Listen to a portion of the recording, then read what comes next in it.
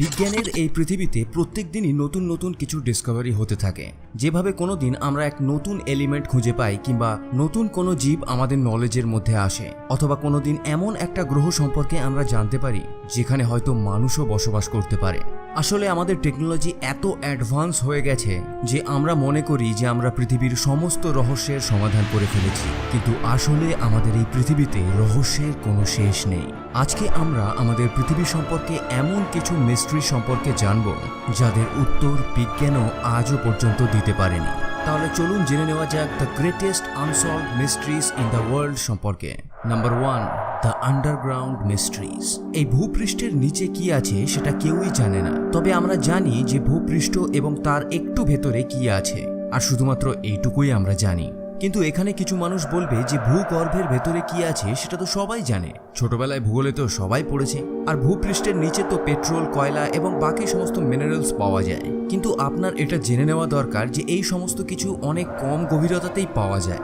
আমি সেই জিনিসটার কথা বলছি যেটা এরও অনেক গভীরে আছে। বিজ্ঞানীরাও একসময় ভেবেছিল যে এর নিচে আরও কি কি থাকতে পারে, আর এটা জানার জন্যই তারা একটা গভীর গর্ত তৈরি করেছিল যেটা প্রায় 12 কিলোমিটারের ছিল। কিন্তু আপনার জেনে আশ্চর্য হবে যে মাত্র 12 কিলোমিটার গভীর এই গর্তটাই পৃথিবীর সবথেকে গভীর গর্ত। হ্যাঁ, আপনি ঠিকই শুনেছেন, আজও পর্যন্ত মানুষ 12 কিলোমিটারের থেকে বেশি গর্ত খুলতে পারেনি। এই গর্তটার নাম হলো কোলা সুপার ডিপ বোরহোল। এটা আছে রাশিয়াতে। আর এটা জেনেও আপনি অবাক হবেন যে এই গর্তটা খুলতে প্রায় 26 বছর সময় লেগে গিয়েছিল। কিন্তু আপনাদের মধ্যে অনেকে এটা ভাবছে যে এই গর্তটা এর থেকে বেশি খোলা হলো না কেন শুধুমাত্র 12 কিলোমিটার খোলার পরেই কাজটা বন্ধ করে দেওয়া হয়েছিল। এই প্রজেক্টটাকে তখন বন্ধ করে দেওয়া হয়েছিল যখন এই গর্তটা খুলতে খুলতে প্রায় 12 কিলোমিটার পর্যন্ত পৌঁছে যায়, তখন এর গভীরের তাপমাত্রা প্রচুর পরিমাণে বেড়ে গিয়েছিল।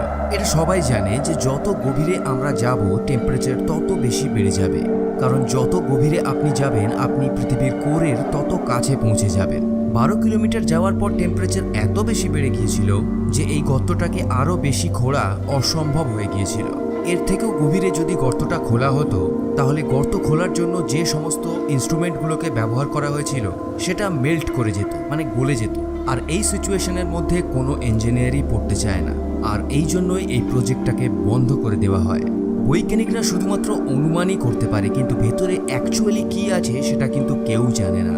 এই গভীর গর্তটাকে the deepest artificial point on earth বলা হয়ে থাকে, মানে এর নিচে কি আছে সেটা সত্যি কেউ জানে না, শুধুমাত্র আমরা অনুমানই করতে পারি। আমরা শুধুমাত্র আমাদের অ্যানালিসিস এবং থিঙ্কিং দিয়ে কিছু থিওরি বের করতে পারি, কিন্তু 100% দাবি করে আমরা কখনোই বলতে পারবো না যে অ্যাকচুয়ালি এর নিচে কি আছে। সবথেকে কমন থিওরি যেটা আমাদের স্কুলেও পড়ানো হয় সেটা হলো আমরা শুধুমাত্র অনুমান করে নিয়েছি যে পৃথিবীর কেন্দ্রের মধ্যে এতগুলো লেয়ার আছে, যেরকম আর্থ ক্রাস্ট, আপার মেন্টাল, লোয়ার মেন্টাল এবং আউটার আর ইনার কোর। তবে এর সম্পর্কে নতুন নতুন ডিসকভারি হতেই থাকে, আর প্রত্যেকবারই আমরা কিছু একটা নতুন জানতে পারি। 2014তে এরকম একটা ডিসকভারি হয়েছিল।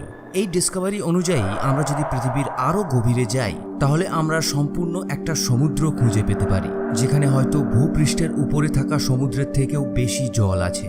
আমি জানি না এই জিনিসটা কতটা সত্যি বা মিথ্যে, তবে একবার কল্পনা করে দেখুন, আন্ডারগ্রাউন্ড ওশেন।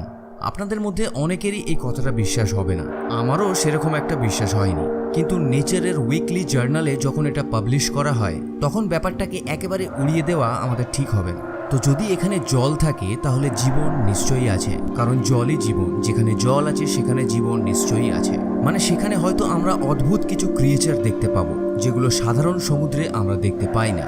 কেউই জানে না আসলে পৃথিবীর গভীরে আসলে আছেটা কি। Number 2, unexplored caves. এটা একটা খুব কমন ফ্যাক্ট যে পৃথিবীর প্রায় 95% সমুদ্রই এখনও আনএক্সপ্লোরড। সুদূর সমুদ্রের এমনও কিছু পার্ট আছে, এমন কিছু জায়গা আছে যেখানে মানুষ এখনও পৌঁছতে পারেনি। এটা একটা খুব কমন ফ্যাক্ট। ঠিক সমুদ্রের মতোই পৃথিবীতে এরকম লক্ষ লক্ষ কেভ মানে গুহা আছে যেখানে আজ পর্যন্ত কেউ পা রাখতে পারেনি। আর যে সমস্ত গুহাগুলো পাওয়াও গেছে সেগুলো অ্যাকচুয়ালি কাদের জন্য এবং কি জন্য বানানো হয়েছিল সেটা আজও পর্যন্ত কেউ জানে না। ন্যাশনাল জিওগ্রাফিক্সের একটা রিসার্চে তারা বলেছিল যে একেবারে সমুদ্রের মতোই পৃথিবীতে প্রচুর এরকম গুহা আছে যেগুলোকে এখনও এক্সপ্লোর করা হয়নি। প্রায় 90% গুহা এখনও পর্যন্ত আনএক্সপ্লোরড হয়েই আছে। আমেরিকাকে আপনি বলতে পারেন যে পৃথিবীর মধ্যে সবথেকে এক্সপ্লোরড জায়গা, মানে আমেরিকার বেশিরভাগ জায়গাতেই মানুষের পা পড়েছে।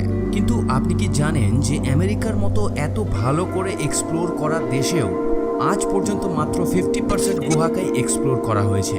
শুধু এইটুকু ফ্যাক্ট থেকেই আপনি বুঝতে পারছেন যে পৃথিবীতে আরও কত রহস্যময় গুহা আছে। আর একবার ভাবুন যে সেই সমস্ত গুহাগুলোতে কিরকম কিরকম অদ্ভুত ধরনের ক্রিয়েচার থাকতে পারে। নাম্বার 3, ফরমেশন অফ মুন, মানে চাঁদ কিভাবে তৈরি হয়েছিল। চাঁদকে আমরা ছোটবেলা থেকেই জানি রাতের আকাশে দেখতে সুন্দরও লাগে, কিন্তু একটা প্রশ্ন আছে যেটার উত্তর এখনো সঠিকভাবে কেউ দিতে পারেনি। সেটা হলো যে এই চাঁদ আসলে তৈরি হয়েছিল কিভাবে। আপনাদের মধ্যে প্রত্যেকেই কিছু থিওরি সম্পর্কে নিশ্চয়ই পড়েছে, কিন্তু আপনি এটা জেনে নিন যে সেগুলো শুধুমাত্র থিওরি। আর থিওরি তখনই বানানো হয় যখন কোনো জিনিসের এক্স্যাক্ট এবং অ্যাকুরেট আনসার থাকে না। চাঁদের ফরমেশনের প্রশ্নটাও ঠিক এরকম ধরনেরই। আমাদের কাছে শুধুমাত্র এর থিওরি আছে। চার্লস ডারউইনের ছেলে জর্জ ডারউইনও একটা থিওরি বের করেছিল। তিনি বলেছিলেন যে পৃথিবী যখন নতুন ছিল তখন কোনো চাঁদ ছিল না, আর সেই সময় পৃথিবীর যে স্পিন হওয়ার স্পিডটা আছে সেটা অনেক বেশি ছিল। ধীরে ধীরে তার স্পিড এত বেশি বেড়ে গেছিল যে পৃথিবীর একটা অংশ মহাকাশে ছিটকে যায়, আর গ্র্যাভিটির জন্য সেই টুকরোগুলো একসাথে জোড়া লেগে আমাদের চাঁদ তৈরি করে। আর যখনই পৃথিবীর সাথে সাথে চাঁদও স্পিন হতে থাকে তখন পৃথিবীর ঘূর্ণনের গতি ধীরে ধীরে স্টেবল হয়।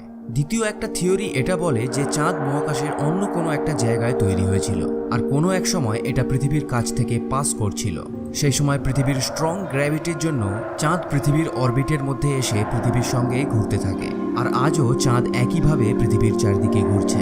সবথেকে পপুলার থিওরি হলো জায়েন্ট ইম্প্যাক্ট হাইপোথিসিস।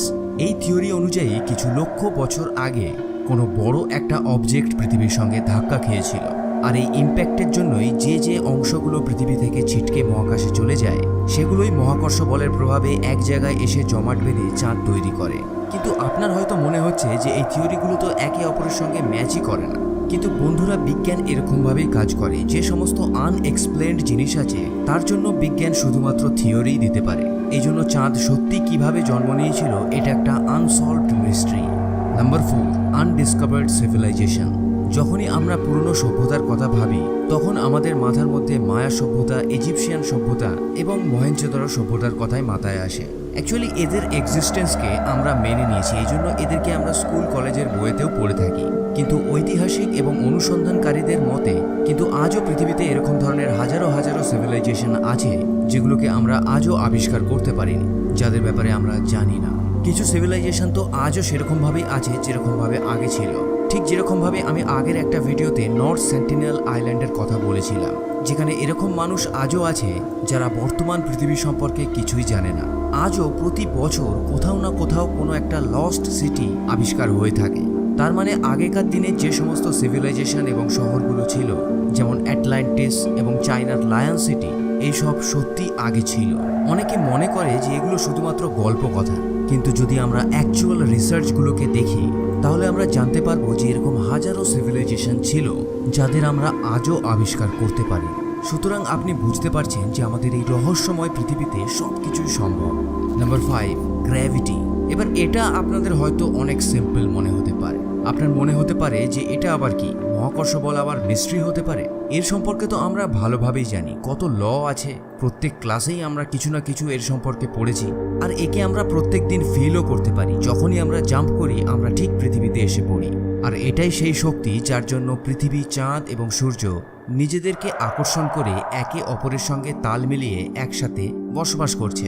কিন্তু আসল গল্পটা হলো অ্যাকচুয়ালি গ্র্যাভিটি আসলে জিনিসটা কি, আর এটা আসলে কাজ কিভাবে করে। যদি এই প্রশ্নগুলোকে আপনি গভীরভাবে দেখেন তাহলেই আপনি আমার এই প্রশ্নগুলোর পয়েন্টটাকে বুঝতে পারবেন। আর তা না হলে আপনার মনে হতে পারে এর মধ্যে কোনো সেন্স নেই, আমি ননসেন্স কোনো কথা বলছি। এই পৃথিবীতে বহু বৈজ্ঞানিক আছে যারা মনে করে যে গ্র্যাভিটি মানে মহাকর্ষ বলের যে কনসেপ্টটা আছে সেটা মানুষই বানিয়েছে, এটা এক্সিস্টই করে না।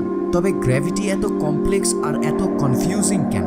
এই পৃথিবীতে 4টে ফান্ডামেন্টাল ফোর্স অফ নেচার আছে: electromagnetic force, strong force, weak force আর গ্র্যাভিটি। গ্র্যাভিটির জন্যই এই সম্পূর্ণ ব্রহ্মাণ্ড এক জায়গায় আছে। কিন্তু আপনি কি এটা জানেন যে এই গ্র্যাভিটি এই ফান্ডামেন্টাল ফোর্সগুলোর মধ্যে সবথেকে দুর্বল ফোর্স? আর এই জন্যই গ্র্যাভিটিকে একটা মিস্টিরিয়াস ফোর্স মনে করা হয়। বৈজ্ঞানিকরা এটাও জানে না যে আসলে এই গ্র্যাভিটি কোন জিনিস দিয়ে তৈরি।